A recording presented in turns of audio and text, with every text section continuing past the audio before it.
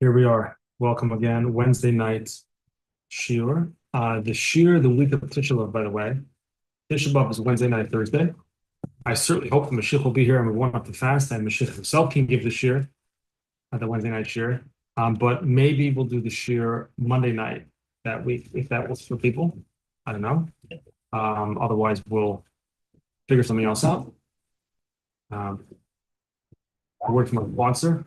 We have a fundraiser going on right now. The grand draw. Tickets are $36 each. All programming all proceeds stay right here in Queens and support the Chabad House, particularly our student programming. Everyone is welcome and invited to go to queensraffle.com. If you already did, thank you. If you didn't yet, take a look.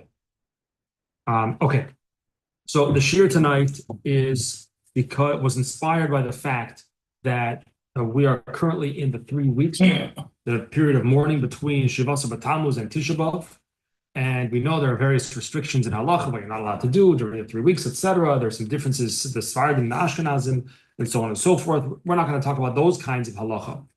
Rather, the Rebbe instructed that during this period, we don't necessarily, well, of course, we have to follow the halachas of mourning. That goes without saying, whatever it says in Shulchan Aruch.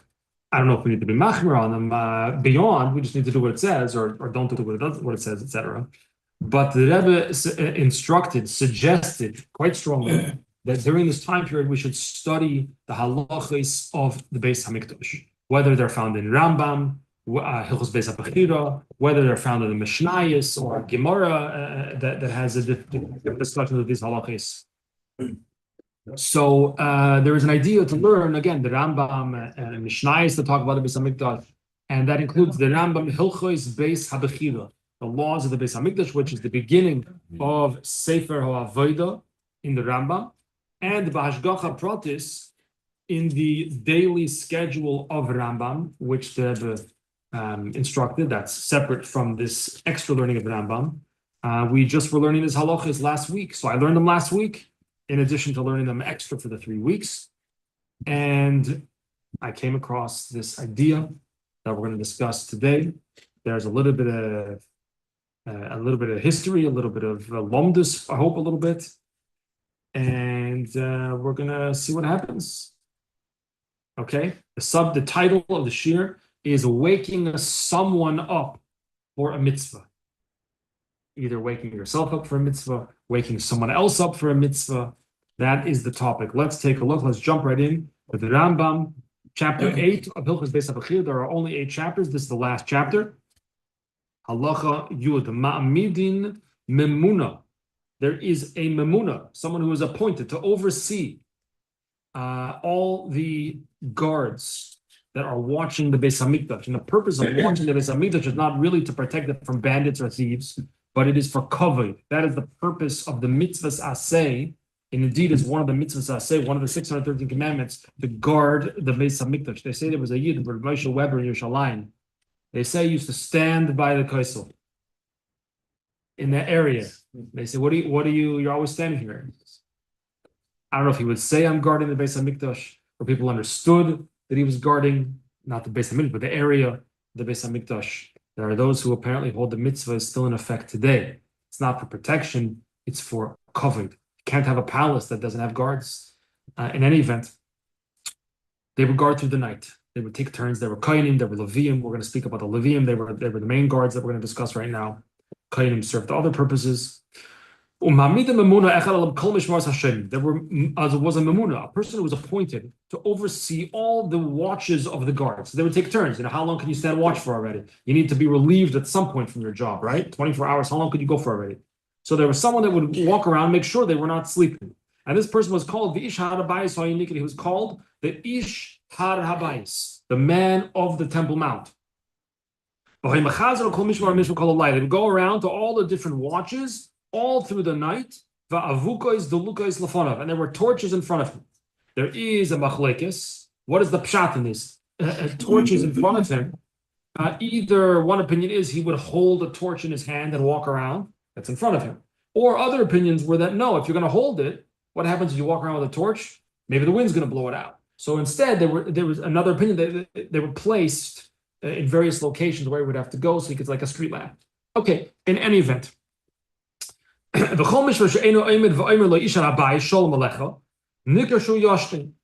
if a guard did not stand up at the approaching memuna, how do you translate the memuna? They translate it here as an overseer. Okay. So if a guard did not stand up when he was approaching and say, Ish harabayis, sholem alecha, the officer of the Temple Mount, sholem alecha, if he didn't say that, because you should say that when the guard who's overseeing is your boss, basically, your superior, is approaching, you should stand up, cover, you should greet him. If you didn't greet him, then nikashahu yashin, then obviously the guard is shlufen. He's asleep on the job. What would he do? So the memuna, the overseer, would choiv toiba makloi. He would hit him with a stick, would hit him with a staff, and moreover, he even had permission to take the guy's clothing and burn them. I guess as a punishment, something like that, some kind of punishment.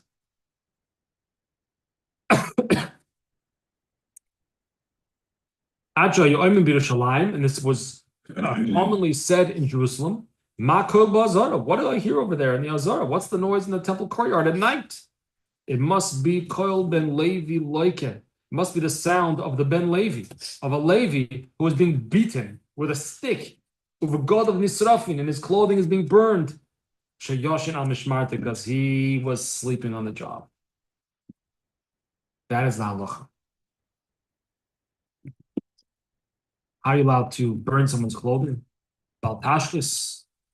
Baltashkis. Okay, that's not the topic for tonight's shir. Maybe that's for next year's shir.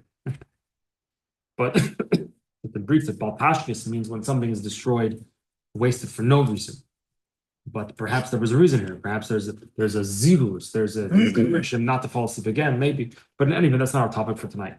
Let's go now to source number 2. We are fast forwarding in the Rambam's Sefer HaAvodah. We're no longer in Hilchos Beis HaBechira. We are in Hilchos Klei HaMikdash, the halachas of the utensils, the appurtenances of the Mikdash. This is chapter 7, halacha 4. Zesh ala Shemrim, the one who was appointed to supervise the guards who were watching, that's the Leviim, who Ish HaRabais, as we mentioned before, he is the officer of the Temple Mount. And what would he do? Shemasabiv ala Levi b'chol layla, he would go around. He would make the rounds to check up on all the Leviim who were currently on guard, on watch.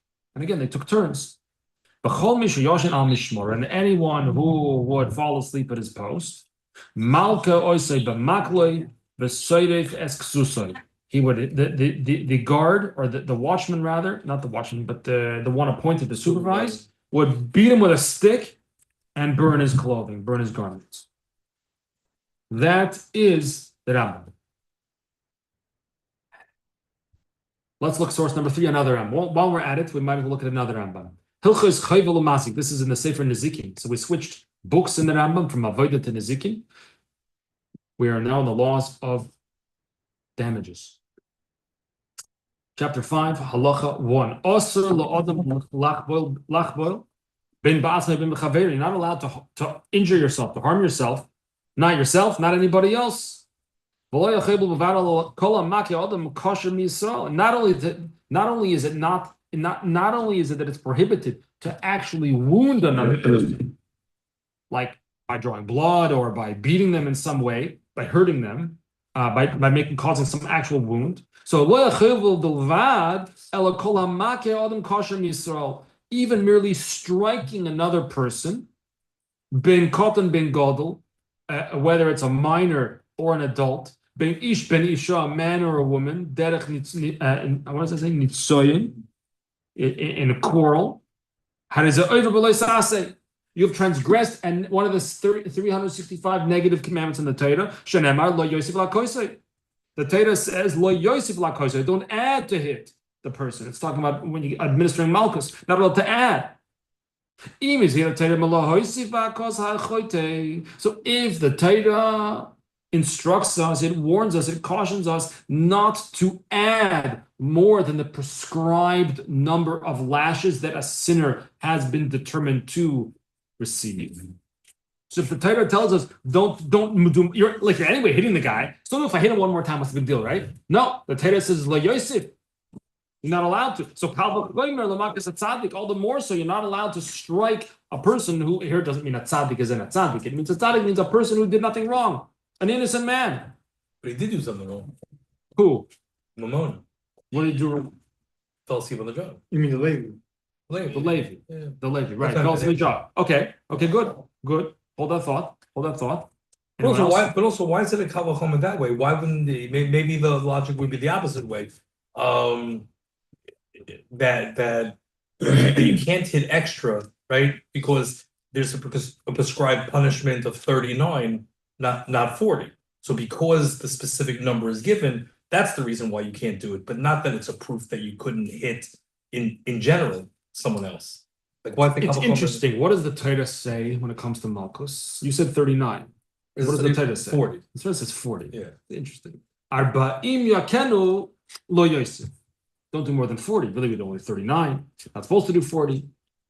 Meaning, the Torah says do 40, and we have a draw that says don't do 40, do 39. So we see this, not only is there an union of not adding, there's even an union of taking away from the number of lashes a person who is guilty and come before a court of law for a judge. And there's Adim, and there was a warning, there were Adim and everything.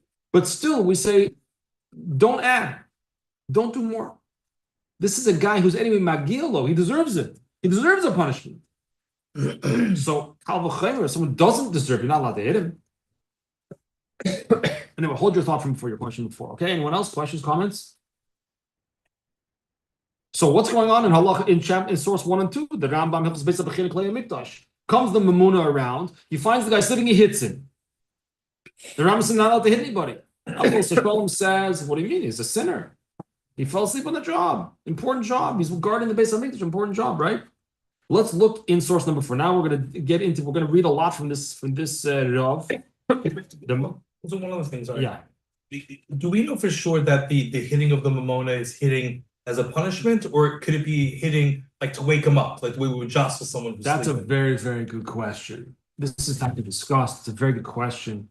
But pashtus, I think on a basic level, it's a punishment.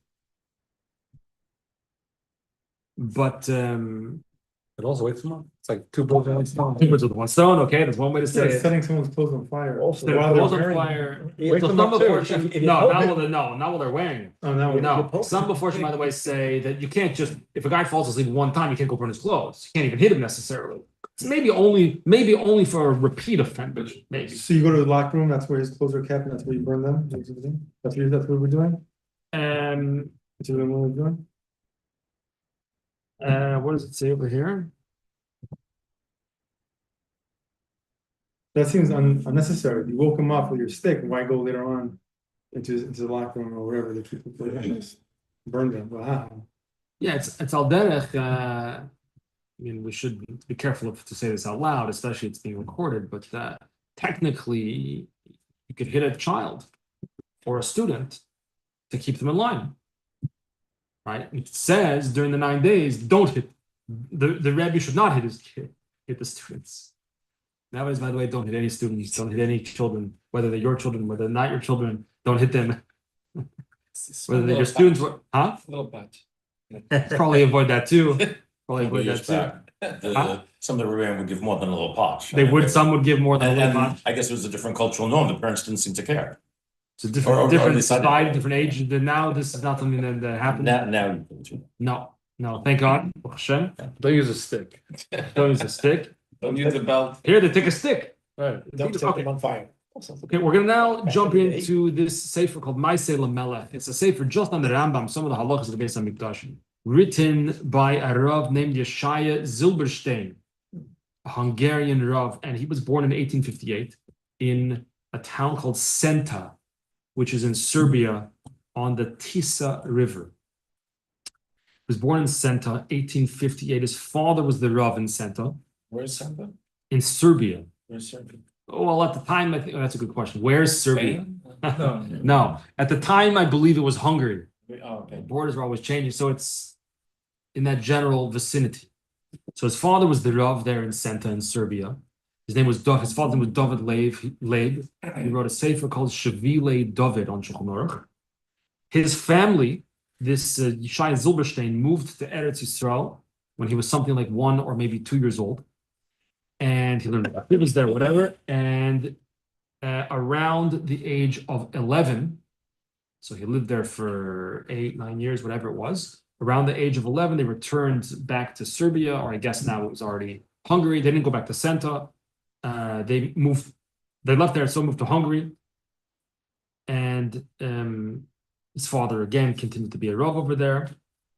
In 1896, this Rishai Zilberstein became the Rav in Vach, or however you pronounce it, in Hungary, which in Yiddish would be called Weizen, or German would be Weizen. He was the Rav there in Hungary. It's about 22 miles, not that I would know these things, I looked it up, 22 miles north of Budapest on the Danube River, in the foothills of the Carpathian Mountains. So it's the stuff that stories are made of. So he was the Rav there, and he became famous when he wrote this sefer, Mishnah Lamelech. I think he was already a Choshev Pesach. Yeah, not Mishnah Lamelech, that's a different sefer on the Rambam. Ma'aseh Lamelech. And again, it's only on in the Sefer Avodah of the Rambam, in the laws of the Beis Hamikdash. And as far as I understand, he was already a known posek. He was known, but I think this Sefer kind of put him on the map, as far as I understand.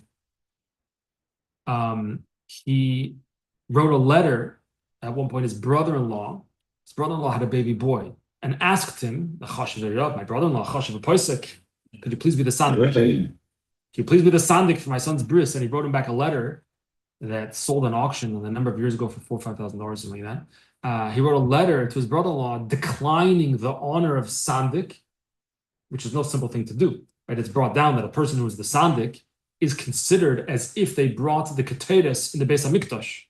That's why after bris, everyone goes over to the sandik. They want a bracha. He just brought the keteres in the Beis Hamikdash. Don't you want a bracha from that person? He declined the offer, stating that the Zman in Yeshiva, where he was his yeshiva, or he was a Rosh Yeshiva, I'm not sure exactly. The Zman in Yeshiva is just beginning. I don't know if it was Elul or whatever time of year it was. The Zman in Yeshiva is just beginning. I have to learn with the Bachin. Everything depends on the beginning. This is what he said. He had 2 sons and 1 son-in-law that died in the Holocaust. He had another son-in-law who was named Yosef Yoinet Tzvi Horowitz, who survived and made it to New York, made it to America, where he was a Rav in a Hungarian Kehillah in New York. So we're going to now jump into his sefer on the Rambam. Ready? When did he pass away? Oh, I'm so glad you asked, because it's actually a Hashgacha Pratis. Actually, it's always Hashgacha Pratis. And the more that we pay attention to the Hashgacha Pratis, the more we see it, because it's all the time. So the more we see it, pay attention to it, and especially I find, just personally speaking, the more that we tell other people, "Oh, amazing thing happened," Hashgacha Pratis, the more we see it as well. His yahrzeit, he died in 1930, Chaf Hey Tammuz, 25th of Tammuz. Today's the 23rd of Tammuz. So his yahrzeit is Erev Shabbos, Chaf Hey Tammuz, 1930. So Hashgacha Pratis this year can also be Ilui Nishmasai. Anyway, let's take a look in the Sefer Ma'aseh Lamelech. Ready? Okay, there's going to be a lot here, and it's okay. We're going to try to move quickly. I hope, yeah. I will still have the pieces in the Shulchan Aruch we have to try to get to, God willing, but for now, we're going to go into little lumdis. I didn't bring, he quotes many sources. I did not bring all the sources just because I just didn't. The best we can. He's commenting on the source number 2 in the Hilchos Klei HaMikdash in the Rambam. Matzah Yashin, if you find, if the Mamuna, the overseer, found one of the Levi watchmen sleeping, like him, he'd hit him. He even had permission to burn the guy's clothing. It's a Mishnah in Talmud. The Rambam didn't make it up, obviously. He gets everything from somewhere, right? He gets it from a Mishnah. Also, a good thing to learn during the 3 weeks is Mishnayos Talmud. Take a Mishnayos Talmud. I'll learn through the Mishnayos. You get interested in the Beis Hamikdash, get excited about the Beis Hamikdash, start to picture what's it actually going to look like. Bekashali. So frekt Rabbi Shai Zilberstein, I have a kasha. The Hoksiv lo Yosef pen Yosef. The pasuk says not to hit more than necessary, even if the guy is guilty. Certainly, you cannot hit a tzaddik. You could, meaning a tzaddik, meaning someone who is innocent, who didn't do anything wrong. Vim came, haloike Yisrael, hechadolim is chayiv bebeistin, and if you, therefore, that means that if you hit a Jew who is not chayiv in beistin, did this guard get a chance to present his case? No. No. So if you hit a Jew that has not been determined to be chayiv, culpable in beistin, who oivra lalav, so you just transgressed one of the 365 negative commandments by hitting him. Yet the overseer told hit him. Why let they hit him for? It's a lav. Now we're going to have to hit you. You hit him, we'll have to hit you.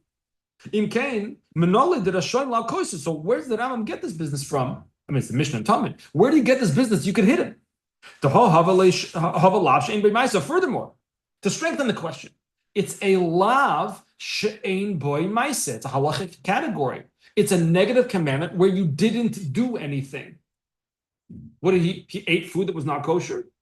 He engaged in an illicit relationship. What did he do? The answer is nothing. He was sleeping. He did nothing.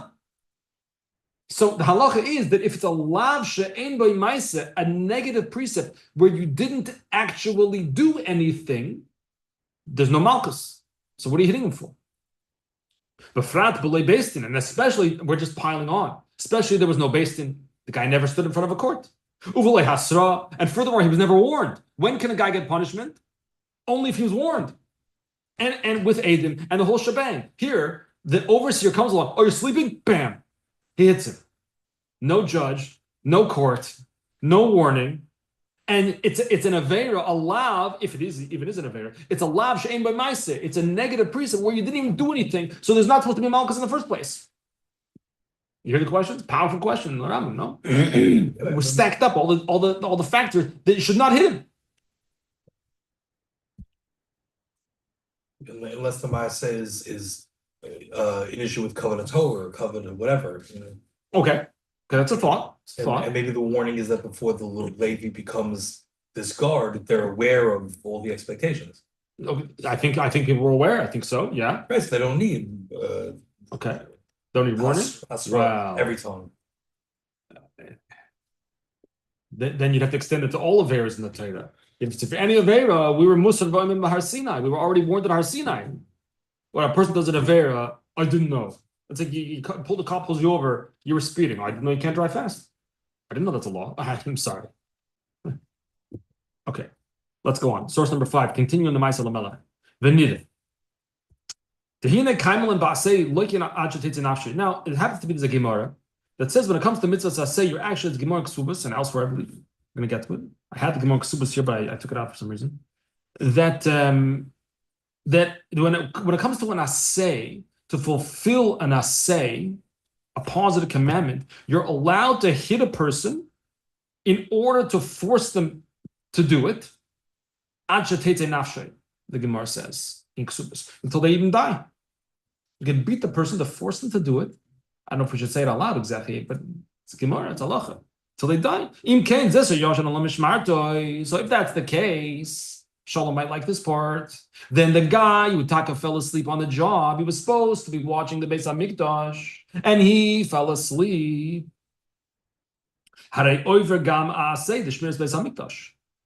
So he transgressed the assay of guarding the Beis HaMikdash, the positive commandment to guard the Beis HaMikdash, and you didn't do it. You transgressed it. Because if it's your watch, you're a Levi, and it's your turn to guard the Beis HaMikdash, and you don't do it, then you transgress the assay. You didn't do it, so we're allowed to hit you.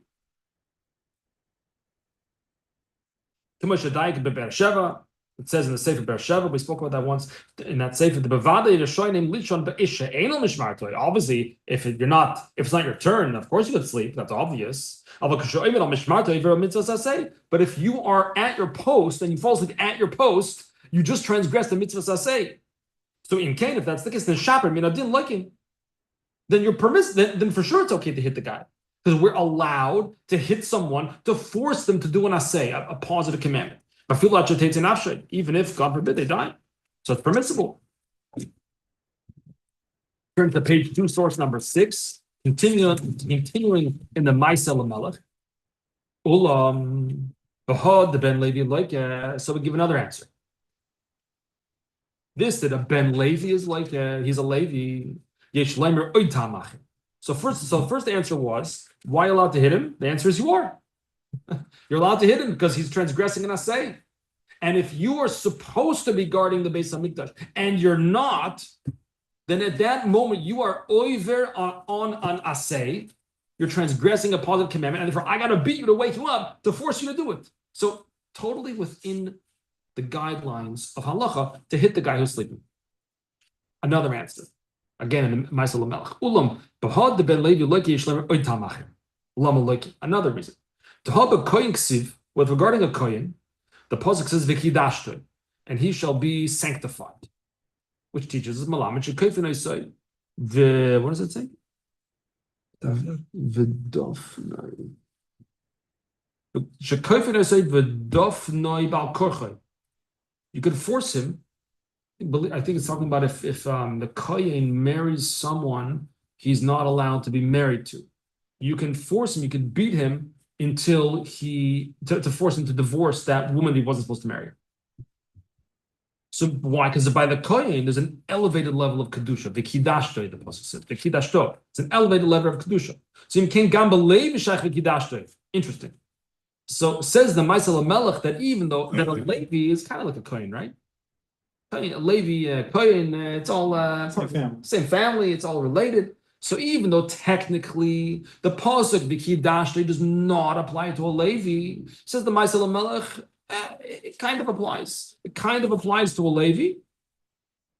Shechayev l'kaima mitzvah the shmiras beis hamikdash k'moy hakoyin, because other guards in other areas were koyanim. So just like the kohen has to honor, a little bit similar to what you said before, Shalom, I think. The kohen has to honor the Beis HaMikdash. The Levi also does. So in a sense, the Levi is like a kohen in this regard. And therefore, v'kidashtoi, he should be sanctified, indicates we have to force him to do what is incumbent upon him as in his elevated state of Kedusha. Whether it's a kohen, can't be married to certain women, or whether it's a Levi, you have to guard the Beis HaMikdash. That's another answer from the Ma'aseh Lamelech. So because he's that situation, because he's a Levi or a Cohen, you're allowed to exert force? When he's watching the Beis HaMikdash. Or doing whatever mitzvah, like whatever is part of his Kiddush them. Like if you have a Cohen Yeah. who's going to marry someone who's not allowed to marry, I think so, yeah. you would be permitted, let's say, to. I think so, yeah. I think so. Okay, we're going to skip sources 7, 8, and 9 for now, because I put them out of order, so because this next piece is very long. Source number 10, page 3, back to the Ma'aseh. We're still with the Ma'aseh Lamelech. A long piece. Let's, with Hashem's help, we can move through it together. Okay? Ben Levi, Matzoy Yashin. If you find the Levi who is supposed to be guarding, and you find and the Mamuna, the overseer, finds him shluffing, like it, you're supposed to hit him. Pine, Yeshli Tmoya, am I like it? So we have a question. Why should he be hit? Why does he get lashes for? Why are you hitting him for? If you're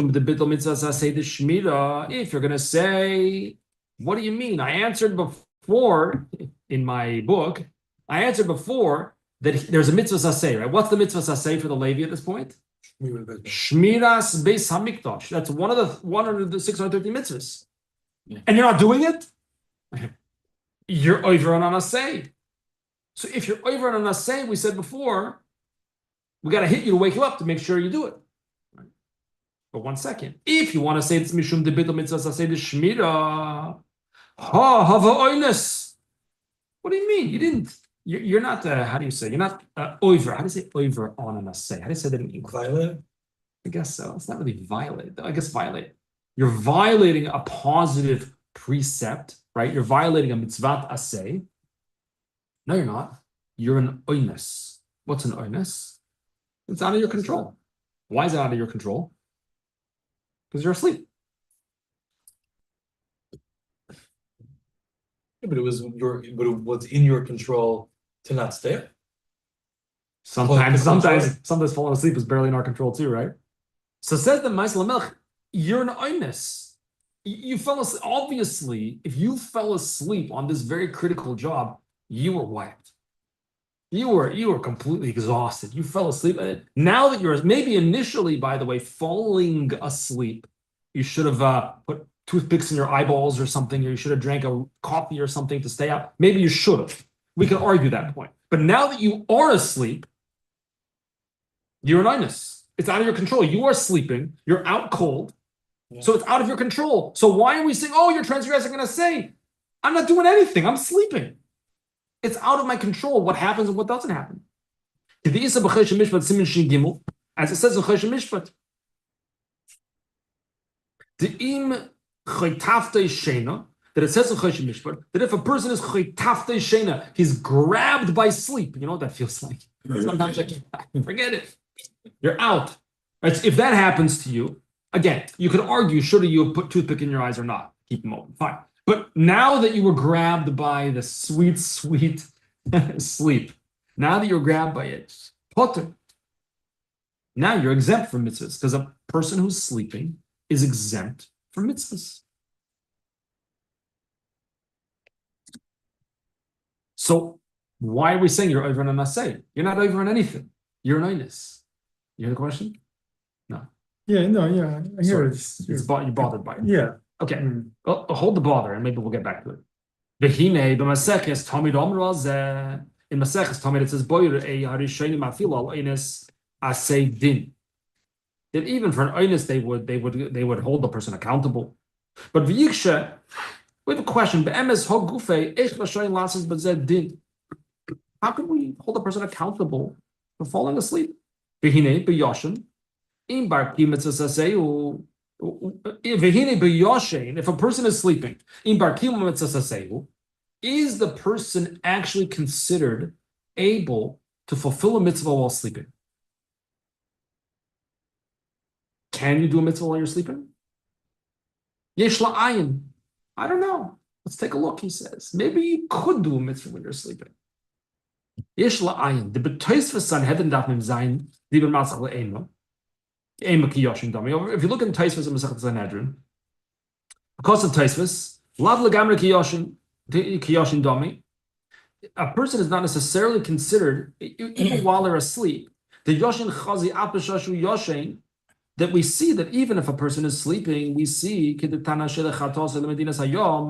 even if a person is asleep, they could still fulfill a mitzvah while sleeping. And Taisvus brings the following example, following proof. That if you are Shelech Chatos Medina Sayom, a person does an Avera and they're in Hungary, wherever they are. And oh my gosh, I did an Avera. So I better send an animal to Jerusalem to be sacrificed as a korban chatas. And he sends it with some shaliach, he sends it all the way to Yerushalayim. They arrive at the base of Israel, we say, hey, we got Plini's, we got this guy's animal. Please bring this as a korban chatas. He did such and such an Avera. Now, there's a time difference, right? Hungary and Eretz Yisrael. By the time, and there's all the travel, by the time the animal arrives in Eretz Yisrael, what time is it in Hungary? I don't know. It took a week, a couple weeks to get there, maybe whatever it is. And maybe when they sacrifice it, maybe back in Hungary, he's asleep. But nevertheless, forget asleep, by the way. Maybe he's dead. You know, in the good old days, crazy things happen. The good old days weren't so good, right? The guy sends his animal. How long does it take to get from Hungary to Eretz Yisrael? A couple of weeks, maybe. I don't know how long it takes. Right. In the meantime, bandits came to the town and killed the guy, or God forbid, or whatever it is. Or he died, whatever, who knows? So what do you bring the korban for? Maybe he's not even alive. But wouldn't it be considered that as soon as he sent the animal, that the process of him doing the mitzvah started, not only when it got sacrificed? That's a good question. Then he's not asleep and he's not dead at that point. I mean, that was the point of bringing this down. Right, that's what I'm saying.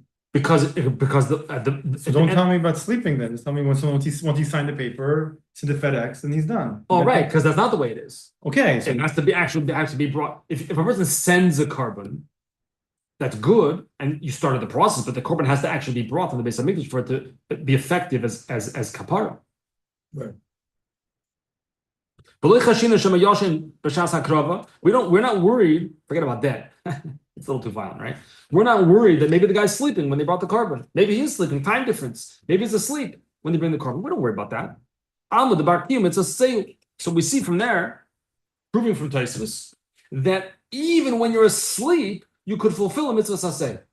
The mitzvah saseh in this case would be to bring a korban chatos. If you are liable to bring a korban chatos, we don't worry. Oh, maybe the time change, maybe the guy's sleeping. Doesn't matter. It's like these things that come into. Let's say, for example, you have a friend, a family member that doesn't keep Shabbos, and they text you, and you turn on your phone after Shabbos, and you see, oh, they texted me. I want to text them back, but they're in Los Angeles, 3 hours behind. And if you text them, still Shabbos there. And they're going to see it on Shabbos. Maybe they're going to respond to you even. Violating Shabbos. You shouldn't respond to them.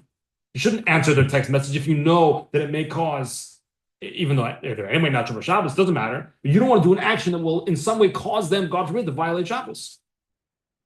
So the idea of where a person is relevant, what state they're in. But so says the Maaseh Melech that even though in theory the guy may be asleep in Hungary when the animal is brought as a korban in Jerusalem, it doesn't matter. He fulfilled the mitzvah saseh of bringing the korban chatas when he was asleep, proving that a person is able to fulfill the mitzvah saseh while asleep. So therefore, sleep is not an oinus. So even if the guy's sleeping on the job watching the Beis Hamikdash, oh, he's an oinus. No, wake him up. What do you mean? However, the Yavitz of Yaakov Emden, we had him a couple times, including last week, I think. They say we had from him from the Siddur, the introduction of the Siddur last week. He writes in the Shalos and Shuvas, no, I disagree, he says. When you're sleeping, you cannot do mitzvah. Come on, who we kidding? When you're asleep, you cannot do mitzvah. As proven from Yevamos, that if the guy is sleeping, he cannot acquire the woman he's supposed to marry, the Yavama. Lafid Varav, okay, we're not going to go into the whole Gemara over there, but meaning you could send a shliach l'kiddushin. Can you do that for Yavama? No, by Yavama you cannot. No, by Yavama you cannot do kiddushin with bia. Is that right? Regular kiddushin you can do kasaf shtar bia. I think by Yavama no bia. I think. In any event, even if the guy is asleep, I have to brush up on my hilchos Yavamas. Sorry, not so. Capacity. The madam is shining the hifrish carbon. So, what if a similar case to sleeping? We were saying, what if the person sends a carbon, and now when it arrives, he's sleeping? I'll tell you a different mindset. The Gemara says, what if the person sends the carbon, and before it arrives in Jerusalem, he goes insane? He's a shaita. He goes insane. A shaita cannot do a mitzvah. They're part of the mitzvahs. So he can't do the mitzvah. So the madam the hifrish carbon v'nishtat. The guy made a carbon, separated a carbon, sent it off to the Beis Hamikdash. Then v'nishtato. But then he goes crazy. But then v'chos v'nishtato. Then he regained his sanity. The kaimalon the havamin keyoshin damya. We say he was considered like he was sleeping. The be'emes b'yoshin le'kaima mitzvah. If really says the Yavitz, when a person is sleeping, he cannot do a mitzvah. The nidche ha-carbon, and the carbon is discarded, basically, pushed aside. It's what? For nothing. Sounds like it was for nothing. It sounds like they don't bring the carbon, or Well, they don't know. I guess, yeah, right. Yeah. Sleeping. Of course, they don't know he's sleeping. So I guess if they find how they find this out, I don't know. They find out, then nidcha carbon pushed aside. Now the guy wakes up. He has to come back and I guess produce another carbon, basically. So one opinion is that when you're sleeping, it's not an oinus, and you could fulfill a mitzvah. Mitzvah saseh. Another opinion is no. When you're sleeping, you're like a person who goes insane. You're incapable of performing a mitzvah, and it's an oinus. So now we have another sefer. I'm not sure who this is. He rejects the Yavitz. The Ein Rayim Yevamos. So you can't prove anything from Yevamos. The Rashi Peter Sham Yoshin Loi. What does that say? Loi Kana. Rashi says that if the guy is sleeping when he tries to make a kiddushin, when a shliach tries to make a kiddushin on his behalf of a yavama, loikona, it doesn't work. Why? Yan de la bardasu, says Rashi. Why? Because the guy's not a bardas. He has no das, no intelligence, therefore no ability to make kiddushin. La bardasu. Ve'en kinyan a kinyan. Therefore, any kinyan, any acquisition he makes is not a kinyan. It's not an acquisition. But what if he would write when he's awake? He would say, at 11 o'clock tonight, I want to be Kona this woman. And then he's sleeping at 11 o'clock. That would still be considered not Bardas, even if he wrote whatever he wrote he was? I don't know. It's a good question. I don't know.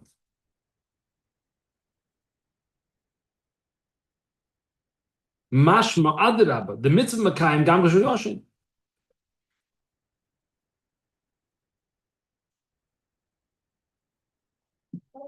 Implying you could do a mitzvah, you just can't make a kinyan. That's what it's implying. You can't make a kinyan while sleeping because a kinyan requires das, I guess, but a mitzvah doesn't require das in the same way. Why? The mitzvah is ein tzrichas kavana. See the verse over there? The mitzvah is ein tzrichas kavana. A mitzvah does not require kavana. If you do a mitzvah without understanding what it is, still the mitzvah. Okay, better to understand, fine. But technically, at least most mitzvahs don't require kavanah. So the reason it says, so this is why Yisrael is rejecting the Yavitz. Then the case of a Yavama, the reason the Yavitz says, look, just like the guy can't make a kinyan, so therefore he can't do mitzvah. Says the Sefer Chaim B'Shalom, what are you talking about? The case in Yavamas is a different case. The case in Yavamas is talking about a kinyan. A kinyan is not the same thing as a mitzvah. Kinyan requires kavanah, requires das, requires you to be a bar das to understand what you're doing. Whereas a mitzvah doesn't technically require kavanah. So you can do a mitzvah even without kavanah. Can you make a kinyan without kavanah? No, not really. Okay, the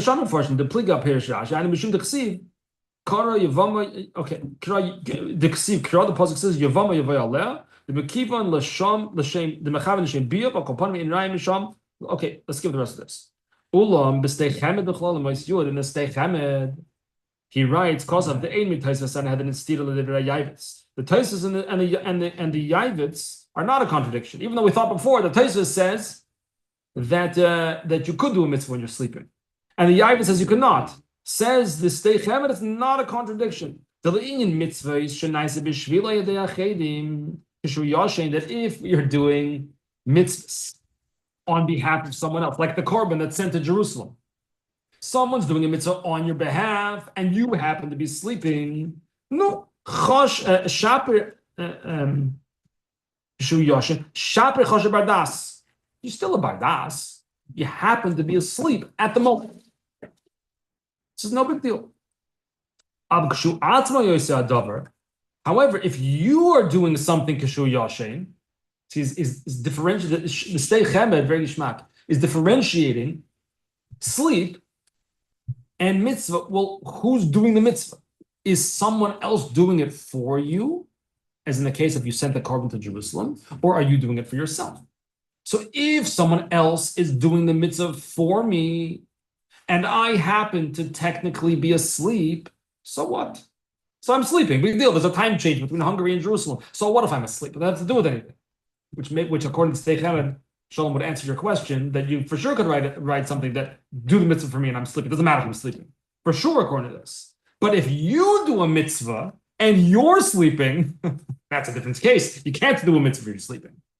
So it depends. Is someone doing it for you or are you doing it for yourself? So as he says, if you are doing the thing when you're asleep, then for sure you're not doing a mitzvah because you're sleeping. If someone else does it for you and you're sleeping, so what? Because if you're asleep, then you're not a bardas, and you can't do a mitzvah. Now, back to our question. What was our question? Anybody remember where we started? What was our question? Oh, it's a while already.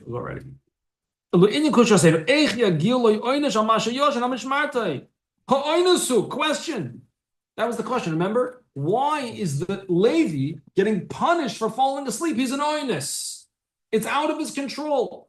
The chatafta shena, he fell asleep. The sweet, whatever the word is, grasp of sleep grabbed him in.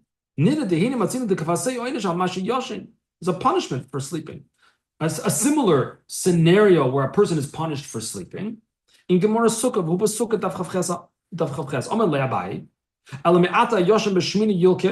if a person is yoshin b'shmini, he's sleeping on the 8th. What's the 8th day? Shmini Atzeres. Are you allowed to sleep in the sukkah on Shmini Atzeres? No.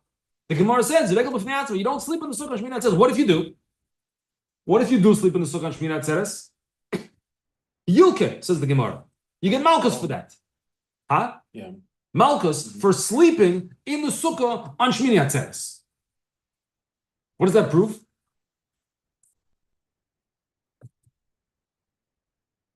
Hare, the b'shas sheina over abal teisif, that while asleep you're doing an aveira. That we already know. So you're responsible for all your actions. Oh, okay. A person is responsible for your actions, even when they're sleeping. Okay. So- Okay. Fine, but I hear you. Okay. And in the Sefer Dvar Eliyahu it says, Ulam uchvar omad, not Omar. Uchvar omad al zeh Sefer Dvar Eliyahu. And this is mentioned in another Sefer. Ulam hine hevi raya lezeh mehog gufei di hayoshen b'sukkah mekayim mitzvah. So from this we see that hayoshen b'sukkah, that if you sleep in the sukkah, what are you doing? When you're supposed to, meaning not on Shmini Atzeres. If you sleep in the sukkah on one of the other days of sukkahs, what are you doing? You're doing a mitzvah. Which mitzvah? Yeah, Teshuvah came to the door. You're supposed to sleep in the sukkah. So by sleeping, you can do a mitzvah. Hare mekayim a mitzvah, which proves hare the Yoshem bar mitzvah. So if you are sleeping, you are a bar mitzvah. You could do a mitzvah by sleeping. So therefore, it's likewise to transgress Baal Tosef, not to add by sleeping in the sukkah when you're not supposed to. Shaykh shaper kiyuva. That's you're back to square one. That there's a chiyuv. There's in English. Obligation. There's the person is transgressing Baal Tosef of not adding to the mitzvah, of sleeping in the wrong time. So it's not like the Yaivitz who says that you cannot do the mitzvah. You could do a mitzvah. Yeah, but I don't think that that's a proof, because maybe you could say that sleeping in the sukkah is different because the act of the sleeping is the mitzvah. But to do another mitzvah while sleeping would not be okay. Like there's a difference, because with sukkah, the mitzvah is sleeping. The action of sleeping is the mitzvah, not doing the mitzvah or not doing the mitzvah while you're sleeping. That's like it's like two different things. I hear. Like sleepwalking and putting on tefillin in the middle of the day. Let's say someone's asleep and they just get up, sleepwalking, and you're wrapping tefillin, but they're asleep. Right. So maybe one would say that that's not okay, but it's not where you're able to do mitzvahs. Anything else you could do? Anything else you could do while you're sleeping? We spoke about it about a year and a half ago. What if you have? Sleep and awake to sleep, like it's like sleep, but you're still awake. Yeah, there's different types of sleeping in halacha. That's true. That's true. Um, What if you are? There's only 10 men, Right. and one of them falls asleep.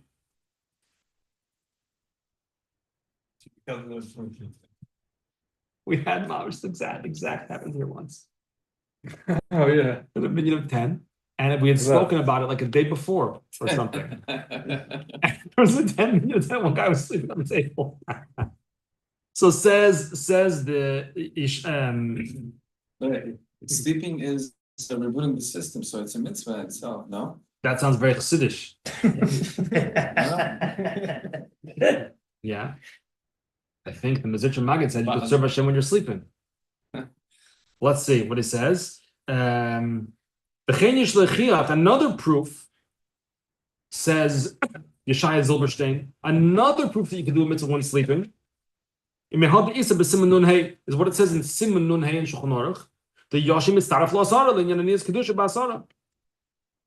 that a person sleeping could be included as one of the 10 for the minyan regarding answer kedusha and so forth. With 10, you can count them even though sleeping. Hey, even though it's Takashu, the Taz says no, you cannot count a person sleeping. Why? Because the Taz brings the Zoyar that says the Hayoshin Sheyalav Ruch Mesava. Because if a person is sleeping, there's a spirit of Tumah on him. That's why you have to wash your hands when you wake up, right? At least wake up in the morning.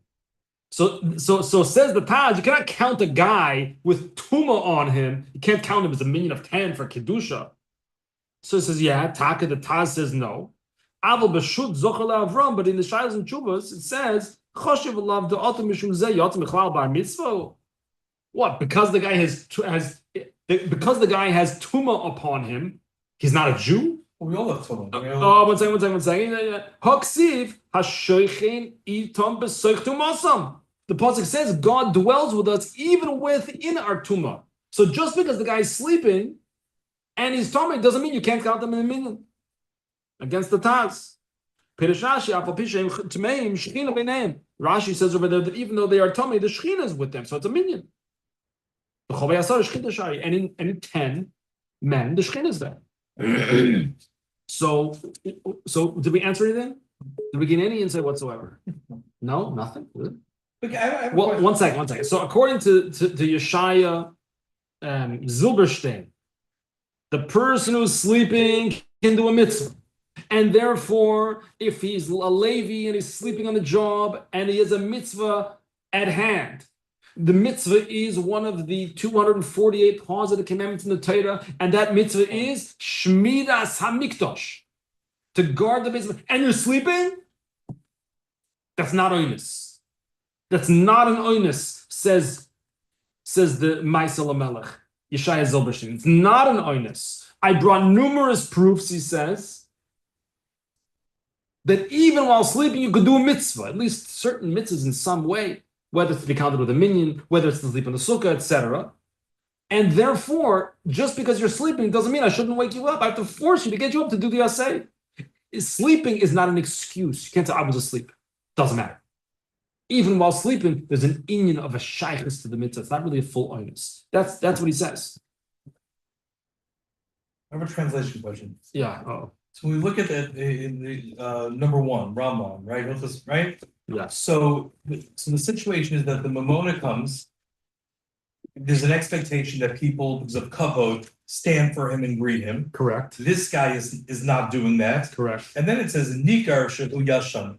Can we translate that as that action is considered as if he's sleeping? Maybe not that he's actually sleeping.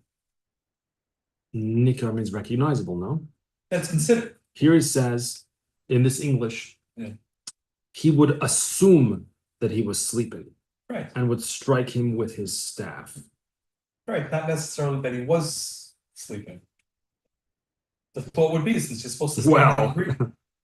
Why else would you not stand up? Oh, he's tired. I don't know.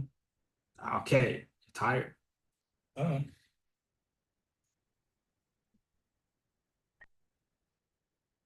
Okay. Let's wrap this up. Source number 7, the Shulchan Aruch.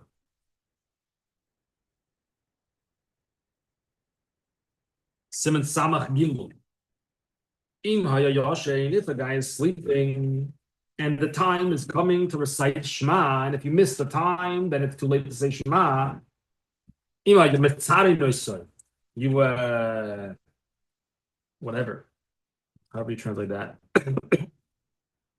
You cause him tsar, discomfort. You get him up. At least you should be able to read the first pasuk of Shema on the proper time. Now, this time of year in the summer, when six man Krishma, something like 9-10 a.m. There's different opinions. We'll go by the 9-10 a.m. opinion here. That's the Alter Rebbe. You wake him up until he reads the first pasuk of Shema, V'hu mamish, and he has to be mamish conscious, he has to be awake. But after that, okay, leave him alone. So the rest of the Shema, even if he's dozing, it still counts. Let's look source number 8. In the Alter Rebbe Shulchan Aruch, he's going to flesh it out a little bit more. If the time for Shema is approaching and he is sleeping, see,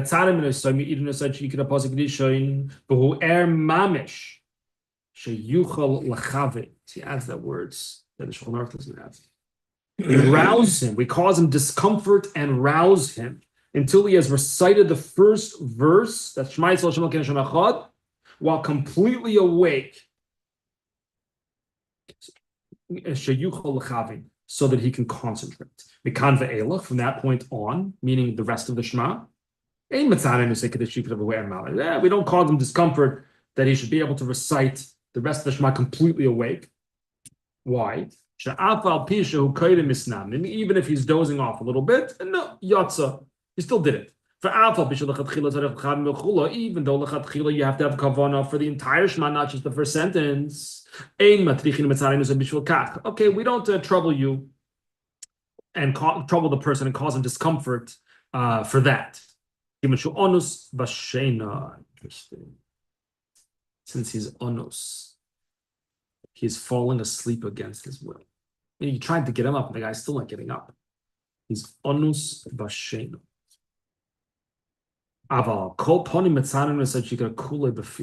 We do, however, cause him discomfort until he recites the entire Shema out loud.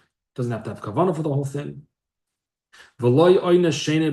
This applies not only to falling asleep against one's will. The same thing would apply if there was another unavoidable factor, another unavoidable factor that would prevent you from having kavanah from v'ahavta and on. We don't trouble him to concentrate because it's out of his control. Where does that fit with everything? Can't control sleep. Can't control it.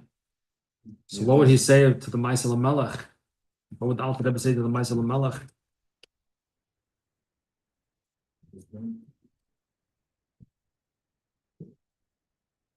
I don't know. Last but not least, let's have a little bit of Chassidus. Tanya, from the third book, the book of Ikeres HaTshuva. Tanya B'Seif Yuma says in the end of Masechta Yuma Braisa, Shloishe Chiluka Kapara Heim. There's 3 types of kapara of atonement. Tshuva and Kol Echad, and each one requires tshuva. Over a mitzvah saseh v'shav, if a person transgressed a mitzvah saseh v'shav, and then he did tshuva, which means that he stops whatever he stops sinning and resolves not to do it again. Literally means he doesn't budge until he's forgiven. Means he's forgiven. If you transgress an asay, you do tshuva, Hashem forgives you, no problem. Overall mitzvah lois asay v'shav. If the person transgresses a lois asay, right, the difference is there you did something. The mitzvah asay, it could be you just didn't do something you were supposed to. Mitzvah lois asay means you did something, v'shav, and you do tshuva. You say, I'm not going to stop doing this, I'm never going to do it again. Tshuva taila. So tshuva is taila, literally means hanging. Yom Kippur finishes the deal, finishes the atonement, meaning pirush. So why does the lois asay require more to get forgiven? By an asay, if the person transgresses an asay, just do tshuva, and you're good to go. By a lois asay, you have to do tshuva, and then you're not good to go. Do tshuva, and then you have to wait for Yom Kippur. Pirush, the alpha gavdil in kimitz that even though regarding fulfillment, kiyum, a mitzvah saseh is greater than a lois asay, and it's doiche the lois asay. Famously, for example, that in the Beis Hamikdash, the kohanim would wear shatnez, because there was a certain case where the asay of a certain garment, which was linen, would be doiche the asay of not wearing it together with wool. But that's because a mitzvah saseh, even though the lois asay requires more to be fully forgiven, it requires tshuva and Yom Kippur, but the asay only requires tshuva. But tshuva is, so you would think based on that, an asay should not be doicha lois asay, because the lois asay is stronger. Says the Alter Rebbe, no, in a certain way the asay is stronger. which is why it's doicha lois asay. How is the asay stronger? Hainu mishum. Because when you fulfill a mitzvah say, you draw down the or ein sof, the infinite light of Hashem, into the world. Like it says in the Zohar, that the 248 mitzvahs correspond to the so-called 248 limbs of the king, which means that each, in Hebrew, the word aver, a limb, is explained in Kabbalah Chassidus to mean it's mamshik, it draws spiritual energy. Just like the limbs of the body, so to speak, draw the blood from the heart, the heart pumps it, right? But the limbs draw it in, so to speak. So a mitzvah, which is likened in the Zohar to an aver, a limb, a spiritual limb, is what draws the infinite light of God into the world. V'gam al nafsho l'kis, also into his godly soul, k'mashikos v'sheket shanat zoysov. However, aval in tshuva, when it comes to doing tshuva for a mitzvah say, that even though a person is forgiven for rebelling against the king, if he didn't do the asay, he didn't do what the king told him to do. So regarding that, he's forgiven. Regarding tshuva for not fulfilling an asay, so the Levi who fell asleep, he has to do tshuva. And if he does tshuva, he'll be forgiven. However, something's missing now. What's missing? No one who's guarding the Beis Hamikdash. So he says, Mikol Mokum Ha'or Nedar V'chol. The light is missing. The light that you could have and should have and were meant to bring into the world by fulfilling the asay, but you didn't, not you, but a person didn't. Now, there could have been light, but there isn't, because the person didn't do the asay. Like the Gemara, the Chachamim say on the pasuk me'uvas lo yuchal l'sakein. What type of transgression is there that cannot be rectified? Chazal say shebitel kishma shel arvis oy. It's a person who missed the chance to say Shema at the appointed time. So even though mitzad tshuva, if you sleep in and don't say Shema after 9, 10 a.m. or whatever exactly the zman is, you could do tshuva for that and Hashem will forgive you. You don't need to wait for Yom Kippur either. Hashem will forgive you if you do tshuva. However, the light is lacking. You needed to bring down the Or Ein Sof, the infinite light of Hashem, by reciting Shema before 9, 10 a.m. Check the time. And you didn't do it, God forbid. The light is lacking. So in Tanya says you can't fix that.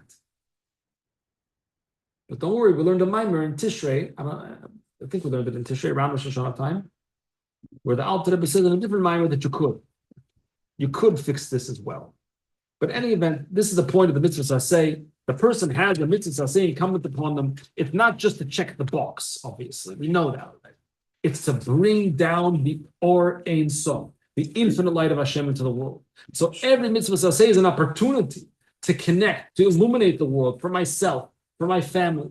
That's the tremendous hashpah as when we're doing mitzvah. Mamash brings light into the world. Maybe we don't see it, okay? Maybe we don't. Maybe some people do see it, but it illuminates the entire world for us, for our families, for the entire Jewish people. So, God willing, our study tonight of the Maaseh Lamelech, the Bishai Zilberstein, his commentary on the Hilchos Beis HaBechira, Hilchos Klei Mitzvah, the Rambam, and his Yortzeit Hashgacha Pratis. I couldn't have planned it better.